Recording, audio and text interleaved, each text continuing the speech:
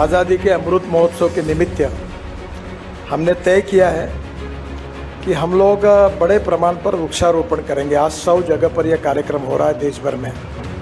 NHI के तरफ से बड़े प्रमाण पर ट्रांसप्लांटेशन करना, उसके साथ साथ पेड़ तोड़ने के बजाय ट्रांसप्लांट करने पर हमारा जोर है।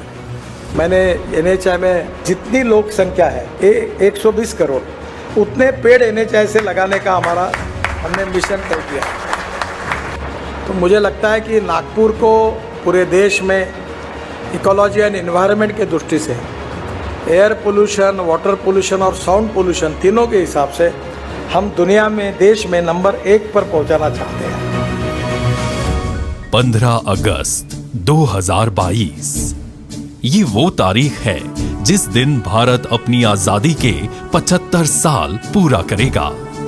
स्वतंत्रता, एकता, विकास और दुनिया के सबसे बड़े लोकतंत्र के 75 साल। प्रधानमंत्री नरेंद्र मोदी जी ने पिछले साल 12 मार्च को इस महापर्व में महाजश्न यानी आजादी के अमृत महोत्सव की शुरुआत की थी। आजादी का अमृत महोत्सव यानी आजादी की ऊर्जा का अमृत। आजादी का अमृत महोत्सव यानी स्वाधीनता सेनानियों से प्रेरणाओं का अमृत। आजादी का अमृत महोत्सव यानी नए विचारों का अमृत, नए संकल्पों का अमृत। आजादी का अमृत महोत्सव यानी आत्मनिर्भरता का अमृत। प्रधानमंत्री के आह्वान के बाद से आजादी के अमृत महोत्सव के उपलक्ष्य में देश भर में अलग अलग कार्यक्रम आयोजित किए जा रहे हैं। इस जश्न में केंद्रीय परिवहन और राजमार्ग मंत्री नितिन गडकरी जी की प्रेरणा से national highway authority of India भी जोर शोर से जुटा हुआ है और अब NHAI के सभी क्षेत्रीय कार्यालय मिलकर एक ही दिन में एक साथ पौधारोपण करने जा रहे हैं। देश भर में राष्ट्रीय राजमार्गों के 100 चिन्हित जगहों पर एक ही दिन में 1 लाख से अधिक पौधे लगाए जा रहे हैं और इसकी नींव रख रहे हैं लीडर शब्द को अलग पहचान देने वाले नितिन गडकरी जी। लक्ष्य स्पष्ट है, सुरक्षित सफर और विकास के साथ हरियाली की भी सौगात, क्योंकि गांव, शहर और देश की खुशहाली के लिए जरूरी है हरियाली।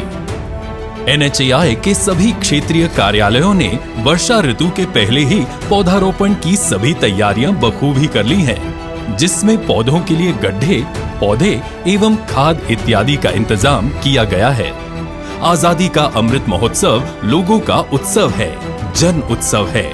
ऐसे में छात्रों, सिविल सोसाइटीज के लोगों की भागीदारी को सुनिश्चित किया गया और बड़ी संख्या में लोग NHAI के अभियान से जुड़े। देखते ही देखते इस अभियान ने अपना लक्ष्य हासिल कर लिया है और ये सब संभव हो सका नितिन गडकरी जी के मार्गदर्शन में NHAI के हरित भारत संकल्प से।